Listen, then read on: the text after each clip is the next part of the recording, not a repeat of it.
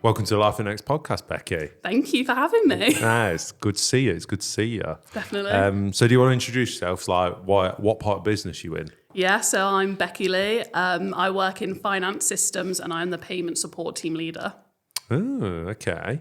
That's different. So we've worked together on a few things in the past, haven't we? We have, yeah. So that's a little bit different from what I remember you doing. So what's that entail now? So I basically manage quite a small team who help with the live issues on payment. So if you're ordering something on the Next website, as soon as you hit checkout and you've got all of those payment methods, yes, we're managing that. So if there's anything wrong on that page or any of the payment methods aren't working, we support that. Right. So there might be customers now in the comments being like, "Hi, Becky." Yeah, why doesn't this work when I try to pay on Next? No, it's really smooth. It is really smooth for the amount of payment options we have as well. And more coming as well, always. Oh, nice. I've got that inside scoop now. I didn't used to know that. and talk to me through, because I always forget exactly how you came into the business, but am I right in saying it was a grad? So it was on my placement year from university. That's it, not grad, yeah. So talk me through that. So when did that start? So I went to University of Derby to study cybersecurity. You actually studied cybersecurity? Yeah, that's what my degree's in. Okay. Which is a little bit random now with what I'm doing, but that's what I was interested in when I went to uni. Just on that, what made you go for that in the first instance? It was just interesting. I think it's because I wasn't that interested in exams whilst I was at school. So when I was looking for a course at uni, I was trying to find courses that didn't have any exams in them. And I'm quite sort of hands-on with what I like to do, and that's how I learn best if I'm actually doing it. So when I was looking at courses, there was sort of digital forensics, there was sort of computing in general, and then you could go into cybersecurity, which looked the most interesting to me. So that was the one I ended up applying for. Nice. Yeah. Nice. Yeah. Sorry, I was just a bit like, I've never actually heard anyone that's done a degree in cybersecurity. So very interesting. So you did that degree, and then while you were doing that, you did placement. Yeah. So what's a placement? So you've got I did a foundation year, and then I had year 1 and 2 of uni. And then during second year of uni, you've got the option to go for a placement year between years 2 and 3. And it's good, really, because obviously it gives you an insight into sort of the real world almost. So sort of how jobs work. Obviously, usually you're trying to find something that links in with your degree as well. So when you go back for final year, you've got an idea on what to sort of have your dissertation on as well, if there's something in particular. Got you. So it's bringing that worldly experience and your theory together. Then. And that was the whole year at Next then, was it? It was, yeah. In technology? Yes. Oh, okay. How was that? It was really good. It was quite funny because I didn't realise how technology-driven Next was. It was only because we had a careers fair at uni and Next had one of the stalls at Derby. Nice. And they've got a big sign that sort of says, come speak to us if you work in technology. And I was like, ooh, it didn't really cross my mind. Because when you think about it, unless you work here, you only sort of see Next as like the retail side. You don't sort of think about all the behind the scenes that obviously has to go into it for everything to work. I mean, that's kind of one of the reasons we kind of started doing this podcast as well. It just felt like you talk to people and everyone was like, we're doing this and this and this and this. And I was like, hang on. People don't know this. You've got no idea. People don't know all the different. There's so many industries and elements. I've said this loads of times before. Like just on Enderby, there's got to be about 20 different massive industries here. Never mind the fact that we've got distribution, logistics, the retail, which is still massive. There's all these things going on. So that's what we're trying to do, change that all the time, really. Yeah, and I don't think you understand it until you come in and they're sort of like, you've got one team for this, one team for that, one team for this, and you're just sort of like, oh yeah, of course you would, that makes so much sense. Yeah. But you're not thinking about it. Yeah, because like you said, your focus and your team's focus is literally on that one element of the site. Yeah. Which obviously is absolutely fundamental, and that's why there is a team, because if the payment doesn't work, we're not getting any sales. Yeah. And then it's impacting customers, and that's a whole other issue then as well. And then there's another team for that, you see. Yeah. But okay, so you discovered Next through the careers fairs, which is great. Yeah. And I spoke with, it was Kish who was there on the fair. So that's when I met him for the first time. And I don't know if you guys still do this, but they gave out like star cards. I don't know if they are doing them anymore. I got given one of those basically. Well done, well done, well done, well done. And it was like you obviously went through the interview process, and I remember part of the process was you got to play a game as well. It was like a space game, and I was obviously trying to measure something like how much you wanted, how far you'd go before sort of giving up, sort of thing. Like how it was like a little space rocket game as part of the interview process. Okay. And then, I went through and they did like group interviews and individual interviews as well. And then I remember a couple of weeks later, I got the call and was like, oh yeah, you can start your placement on this date. Wicked. Yeah. And how was that whole experience of the placement then? Because you first real taste of work as well then. Yeah, because the only sort of work I'd done before was in sort of like hospitality, so sort of part-time jobs, either on sort of weekends or after sort of uni classes and stuff. So this was sort of like first time in a corporate environment doing something that was also sort of linked to my degree as well. It was very different, but it was good because it gave you an actual taste of what you were going to be going into. Because before that, they sort of talk about it in sort of the university lectures going, oh yeah, when you're in the real world, you have to do this, you have to do that. And it's like, yeah, they'll try and prepare you for it, but it's nothing like actually doing it. No, I guess it's like anything, like whether it's like sports or delivering a presentation or becoming a parent. There's all these preps, but when it comes to the game day or when it comes to actually delivering the presentation or being a parent, there's nothing nothing compares to the real thing. Not until you actually start it. No, I think for me, it's certain things with all things like that. You got to prepare and you got to know what you're sort of going in for. But at the same time, you just then you can't just keep preparing. You just got to kind of take a leap, haven't you? Yeah, definitely. Yeah. And do you think that placement now, looking back, definitely benefited you from, if you say like, multiverse, Becky and whatever multiverse said, I'm not doing this anymore. Or I'm not doing the placement, I'm going another route, but still going to next. Do you think you'd be at a disadvantage from not doing that? Yeah. I think so. I think because when you're on placement, obviously they know what experience you have because they know you don't have experience basically because all you will have had is whatever you've done at university. So I think it's good because they'll sort of see your placement and they'll try and give you a taste of everything in that team. So you'll be exposed to multiple different projects. You'll be doing lots of different work. And the whole point is to give you sort of like a wide view of what's being done. And I think that was really good because it sort of made me know what I wanted to do. And I actually found out that I really enjoyed it, which is why then I've stayed here. Yeah, which is good. Yeah, so it works both ways, doesn't it, really? It's kind of next get to see if you've got the potential and you see if actually next is going to suit the needs of what I want for a career. Yeah. And then what happened after that then, after the placement? Did you go back uni or? So usually, you'd have your placement year, you'd go back to uni, obviously full time.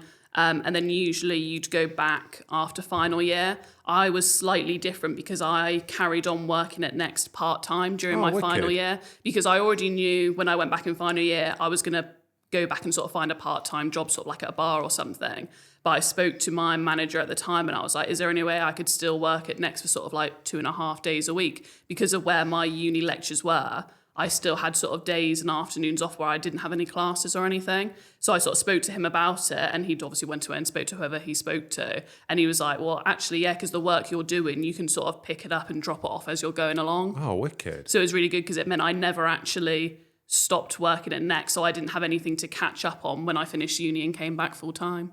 Wicked. Yeah, and you're still feeling like you're part of the culture and part of the brand then as well. Because I think if I'd had that sort of year off, quite a few of the placement students I've spoken to who came back after the year was sort of like, oh, everything's changed so much in a year. I've had to relearn everything. Yeah. And it's like, oh, I had to remind myself about this. Oh, this is like completely changed now. Whereas I didn't have that because I didn't have that sort of break in between. Yeah, because it is so fast, whether it's in whatever part of the business in, like, and I know tech as well because of all the, like, the whole evolution.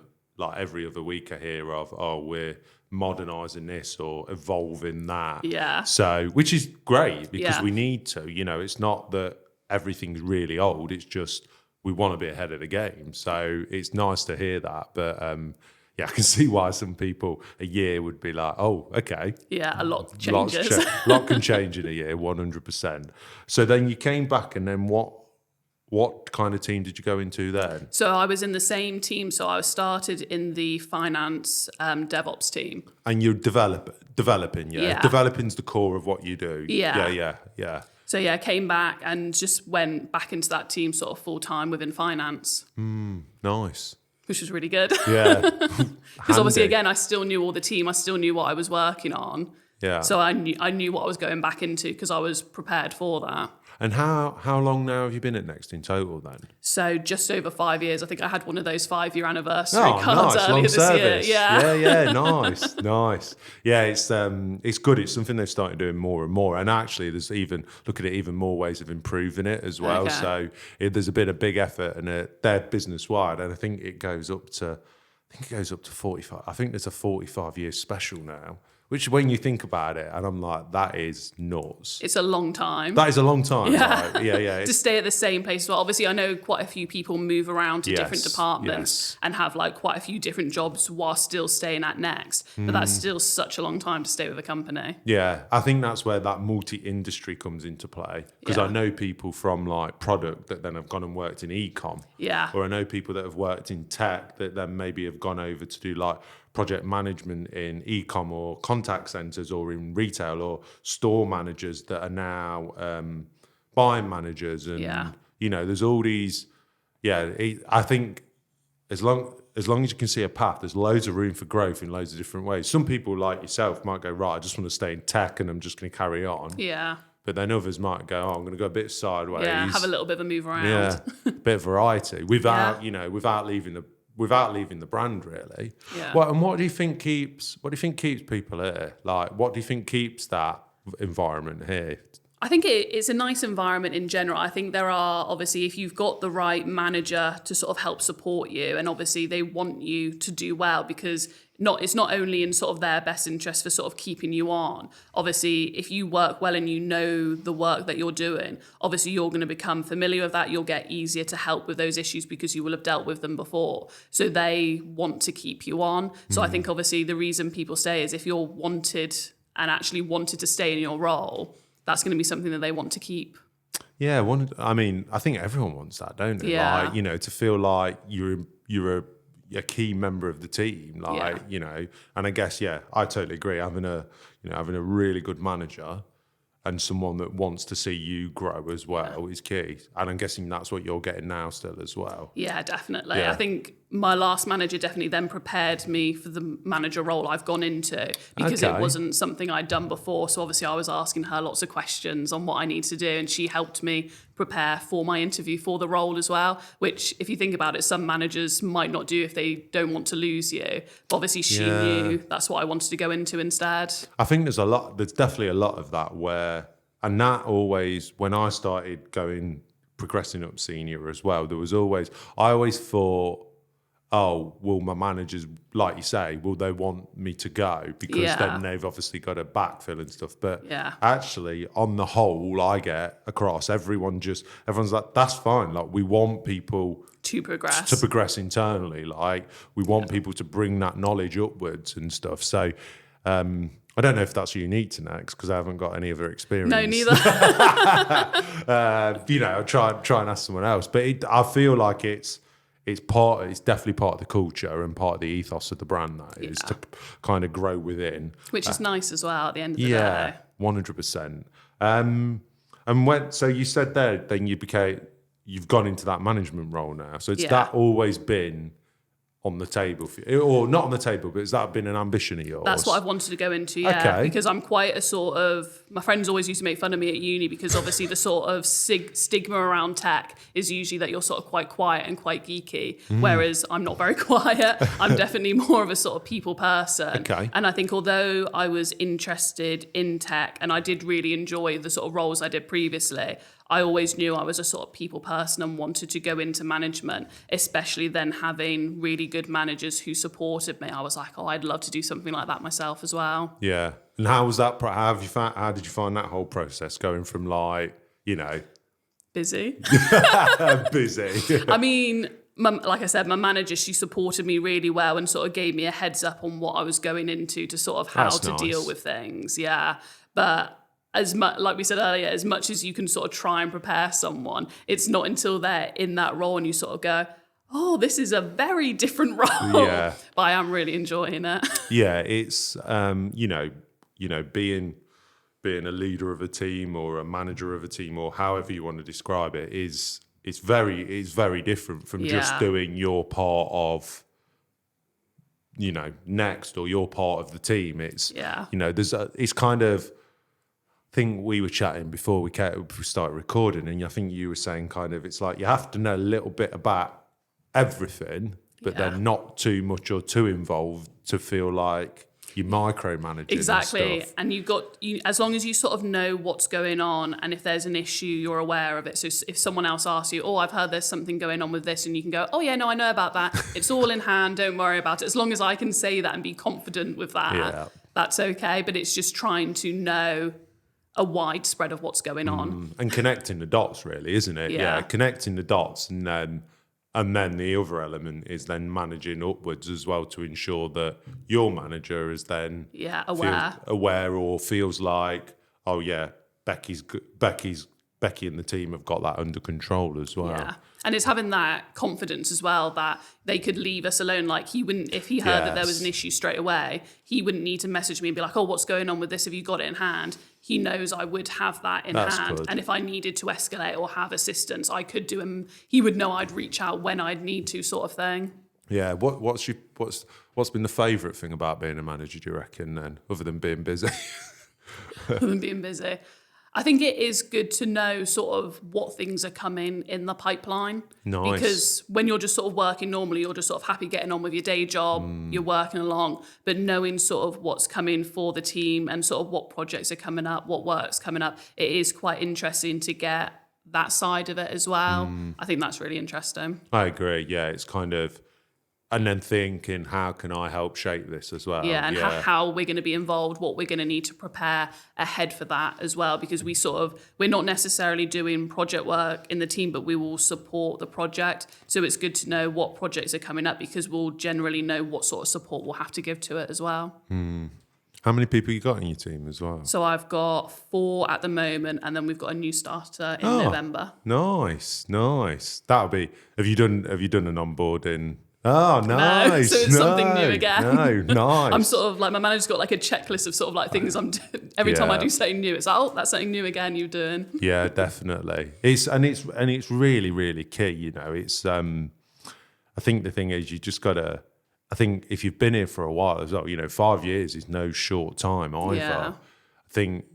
I think you realise that and you start going, God, I do know quite a lot, because kind of realise how much you have to go through and explain to people without just kind of, you can't just go, oh yeah, do this, and that because they'll just go, what are you? Well, I don't you give me understand no context. You give me no context at all. It's kind of going, oh, we need to do this because of X, Y, Z, and this is how you might do it, or speak to this person in the team and they're gonna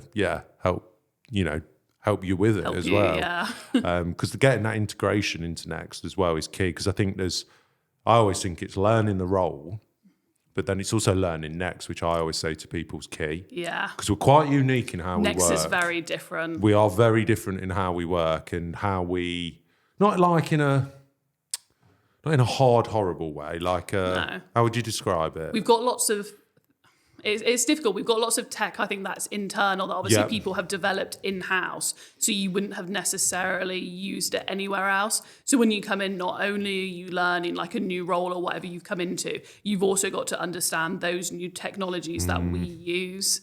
And I think I've definitely heard it before from people who have come from other companies that sort of almost take a step back and go, oh, Next is different from those other places. Yeah, we don't just like to take something off the shelf and go, yeah, that'll do. Yeah. It's like, oh, how can we make that better for the brand as well? Even in my area, with branding, we don't just do it like everyone else does it. It's like, right, well, how can we take employer branding and do it slightly different. Yeah. I don't know many other businesses that have like a content team, for example, and stuff like that to bring the employer brand to life. They'd probably just go, oh, we'll just get marketing to do it. Yeah, whereas yours is like, you've got multiple different ones going on. Yeah, exactly. Which is great because I love it, because then we get to do stuff like this. Yeah.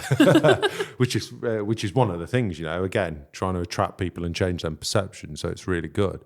If you had to give anyone like a bit of advice, or your new starter, let's say, if they're listening, they're going to be like, oh, I'm watching this. What would that be? I think it's definitely, you need to make sure that you're listening and you're not afraid to ask questions. I think I was a little bit worried about that when I was on my placement, that I was asking too many questions because I was fresh in the role. Obviously, I was very excited. I was a bit too loud sometimes in the office. But I think I was I'd always ask question after question, but sometimes I wouldn't necessarily take it all in. So I'd end up asking the same question again, a couple of days later or something. And it's like, no, I need to ask the question, make sure I'm actually listening when I hear it. And obviously it's no problem if you've not understood it and you're asking the same question a couple of days later because you haven't understood it. But I think it's just key sometimes to slow down a bit and be like, right, do I actually understand what this person's telling me? Because there was someone in our team who came in whilst I was there. And he's the guy who's been here for ages, a very long time. Won't make fun of his age, but he's been here a long time, basically. And he was talking to me through some SQL queries. And I was nodding along. And he just looked at me and he was like, you don't know what I'm telling you, do you? And I'm like, no, I've got no idea. I don't get it at all. And he was like, well, why didn't you just say that? And I was like, well, I didn't want to be rude because you're explaining it to me. And he's like, yeah, but there's no point me explaining it to you if you're not understanding it. And then he completely changed how he was explaining it to me. And then I was like, oh no, I completely understand that now. And he was like, but if you hadn't said anything, I wouldn't have done that and you still wouldn't have got it. And I think people don't mind spending the time to teach you how to do it if you're just honest about if you understand it. And I think once that clicked for me, that was obviously almost like a head turner, because I was like, oh, okay. And then that helped me understand more of the processes and actually get on board what people were doing at next. I mean, how powerful is that you can just be really open and honest and just ask and not be scared. And not be scared. Like that's such a good example. Yeah. I mean, it's something that I know something that I really, really like. I mean, I constantly try and do it, and hopefully it comes across, but definitely do it with my team to be like, look, if you don't know, or if I've said something and it's not really clear, just say you're not calling me out, you're not, doing anything like that. I just need to know, because I'd like your colleague was saying, we just need to know that you get it. Yeah. Yeah. Like if you get it, brilliant. And if you don't, speak up. But then that point actually you said around different types of listening, because I know a long time ago, and show my age, I would be like that as well. And I did this thing around active listening. To act, which at the time was like, what is this? What is this active list? There's listening or there's listening. Yeah. There's only one time. You can only listen one way. Yeah. You just listen or you don't. Yeah. But no, the active listening is really important, to be like, actually, am I taking this in? Yeah. Or am I just sitting there? Letting it go in through one ear out the other. Exactly. And it's really key. It's a good way. For anyone listening, it's a really good way to come into next, to listen, absorb, and then ask your questions. Because you'll learn quicker, actually. You will learn a hell of a lot quicker than thinking, oh, I'm learning lots, but actually it's not going in. Yeah. Yeah, no. Good tip. Good advice. I like it. I like that one a lot. And so you just started this management journey then. Yes. So where are you seeing this going longer term? I'm guessing you're really enjoying being at Next. I am, yeah. I think at the moment I'm trying to learn everything, because like I said, there's so many different aspects of being a manager. Obviously now we're preparing for our new starter to come in, obviously, so that's lots of onboarding prep, we're getting ready, and it's almost like each week something new happens that I've not heard of before. Either a new issue comes up and the guys will be like, oh yeah, no, we do this for this issue, and I'm like, but we've never had it since I've been the manager in this team. Okay. So it's like there are still so many new things, because I've only been in the role just over 6 months now. Got you. So I think at the moment I'm trying to just learn everything, which is obviously difficult at times because there's so much going on. But I think I want to stay at this level for a while, just to get that manager experience. Because obviously, like I said, I've not done it before.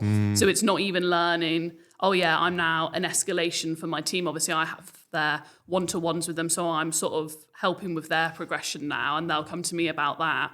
And obviously, anything like that, I'll then have to speak to my manager about as well. And it's sort of like there's a flow for everything. But it's just, obviously, it's not something you think about when you're not in a manager role. Obviously, when I was sort of like another junior member, I would just sort of rant with my manager and sort of complain about other people. And then once I'd done that, I'd offloaded it. I was like, it's not my problem anymore. Yeah. I've done the complaining. And it's like now people will complain to me and I'm like, oh, I've got to do something about that now because that's at my level to help with. And I guess as well, you said there, I guess you've got different level of experience. Like they're telling, you've got to be open to someone that you're managing telling you how to do something and be comfortable with that. I think that's really key as well, But the thing is, they helped me so much. So obviously they knew I didn't know the team that I went into because I used to be in finance and I'd moved across to payments for this role. Oh, so it's two different areas. So I hadn't had to interact with them much before. Okay. So obviously when I took over, I've been very open and honest that I didn't have much background in payments, whereas they'd all been there.